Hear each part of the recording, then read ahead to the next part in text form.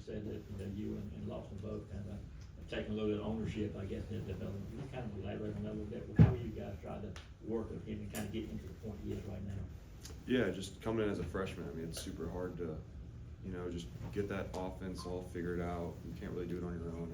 Darnell and Brock really helped me when I was a freshman, and I just feel like it's, my turn to kind of hand it down. And Elias he's got so much potential, and he's going to be really, really good for a really, really long time. So just being able for him to go out on that field on Saturday as a freshman and make the plays that he made was huge, and I'm super proud of him.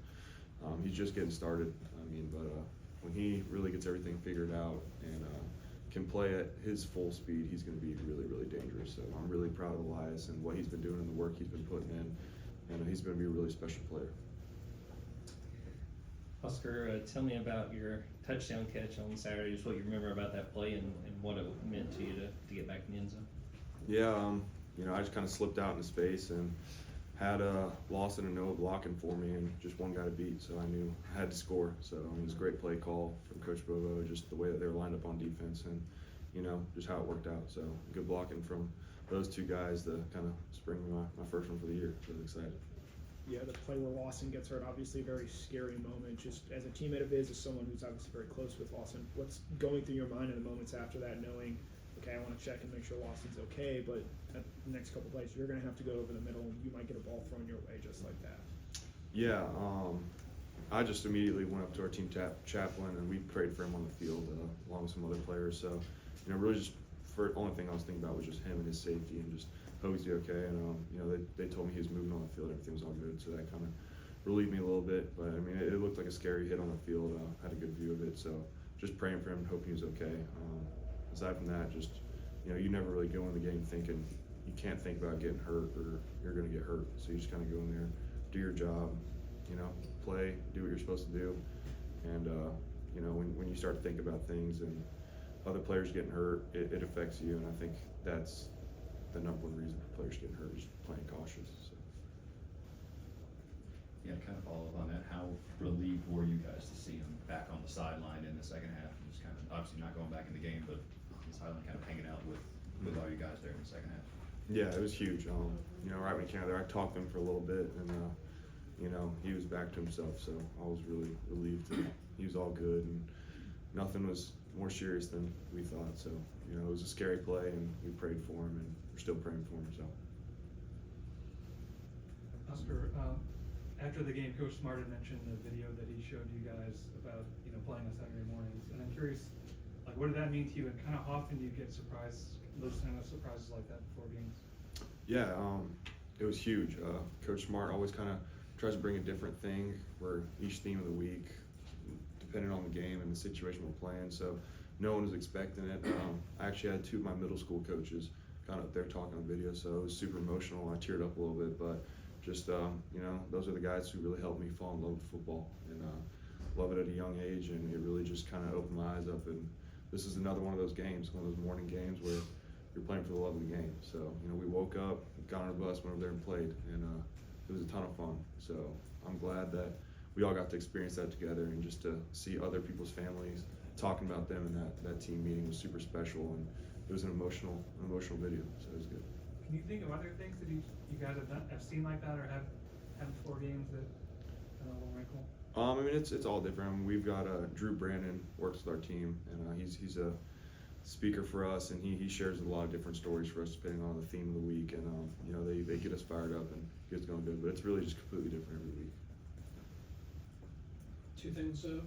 What was after the touchdown? Were you enjoying? Were you talking to some fans? What was going on there? No, I was just talking to the cameras. One of their players in their team were talking about who the real Bulldogs were, so I was just kind of trying to listen to that. And the other thing is, you guys went to Austin last year. You played them in Atlanta. What's it going to be like to have them here, and kind of two name brands, Georgia, Texas, that have great history? What do you make of having them in Athens? Yeah, it's huge. It's going to be super fun. I know the city's going to be rocking. Our fans are going to show up. We're going to show up, and we know what kind of game it's going to be. It's going to be like the last two. It's going to be a physical game.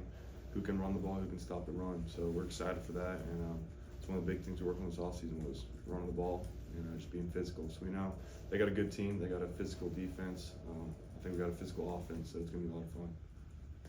Oscar, you played in a lot of big games. I guess all the way back to that Ohio State game, you got plugged in there, and this is yet another marquee opportunity under the lights. How is different? You mentioned the morning game.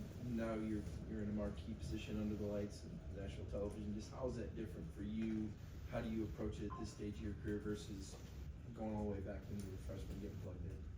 Yeah, I mean, you got to approach every game the same in this league. I mean, just playing at Georgia, you know, you're going to get every team's best shot. I mean, don't matter who we're playing, we're the game of the year. So I think don't matter who we're playing, it's a big game just because we're out there. So I mean, we've got the team, got the players. I think everyone understands like what the magnitude is of every game you play, especially one like this weekend. So we're super excited to get out there and play. Don't matter who we're playing. Everyone on our team approaches it the exact same throughout every day in practice and throughout the game. So. Get the long touchdown by Nate on Saturday. He gets in the end zone. The world is celebrating Nate Frazier. I look over at Kirby Smart. He's pointing at you about your block. What does it mean to have the head coach celebrate you in that moment? Because blocking is such a selfless thing. Yeah, I mean, it's huge. Coach Smart knows everything that's going on the field, so he sees, you know, one guy score and then sees another guy affect the play, and he gets super excited for it. So, I mean, he's a great coach. Can't be more blessed than to play for someone like that. So, it's huge to, you know, have your coach come up to you and just kind of talk to you about the little things like that, because we know how important they are as an offense. And, you know, Nate came up to me and was super happy and excited that I made that block also, and I was excited that he made a 70-yard touchdown run. So, you know, it's just all love on that field for every guy out there. Yeah, the last time Georgia plays Texas, Gunner played a big part in that game, comes in, you know, helps lead you guys to a victory there. There's been a lot of talk about just the energy that he provided to you guys that day. What was that like in the moment when he goes in there and it's Gunner's time now to sort of help Georgia win an SEC championship? Yeah, I mean, it was huge. You know, everyone on the team knows what kind of guy Gunner is, and we all love him. I don't think you can find a single guy in that locker room or in this organization that would want anyone different leading our team. So just the way that he prepares for every game and how he puts his body on the line every play makes you want to go an extra inch for him. So just to have a guy like that out there, and last year when he got his time to go out there and make plays, we were all super excited. So I think it's been like that for every game this year as well. Texas comes into this game as one of the best defenses in terms of stopping the run. What is it going to take for you guys to be able to run on this Texas defense? Yeah, I mean, we got to play Georgia football. It starts with practice every day this week. You know, we're a physical team. We got to play physical. We got to execute. Just everyone be on the same page, do our jobs. But it's really just going to come down to physicality and strength. Oscar, you'll probably say all of it, but I'm gonna ask you about the offensive line. Who's the heart and soul of that group? Could you pick somebody out with that? Yeah, I mean, they really are all their own guy, and they all have their own moments. But I think Drew really does a good job of leading those guys and just getting everyone fired up and everyone on the same page. And you know, that's what you want from your center.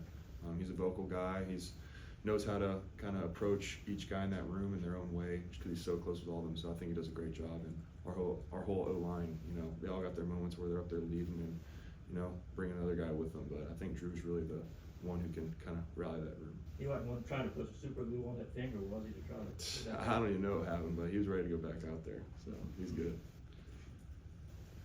Yeah, we got to see a lot more of Jaden Riddell the other day after Lawson got hurt. Just what has his progression been like throughout this year and his second year in the program?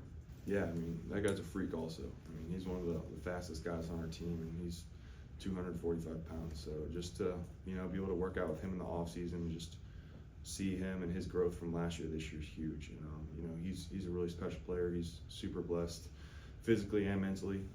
You know, just he's going to do his job when you put him out there, and he's going to do it to his best ability. So I'm excited for him. He's going to make a lot of plays for this team, and he's going to be a really good player. Got time for one more? Yeah, Oscar, everybody makes a big deal out of one team having a bye week. You guys played a game, but the way you played, do you feel like there was an advantage to what you left Starkville with and the way this team's playing right now versus a team that maybe didn't play Saturday? I mean, yeah, I mean, we all went out there and, you know, put some stuff that we're proud of on tape, and we're going to go watch that, and I think we're going to, you know, build off it. So, you know, having a win like that in Starkville was huge to get back, you know, get some recovery yesterday and just, you know, break all the film down and go over it. But, you know, we're not really worried about what they're doing or what they did last week. We're just focusing on today and tomorrow. So. Thank you, Oscar. Thanks, Oscar.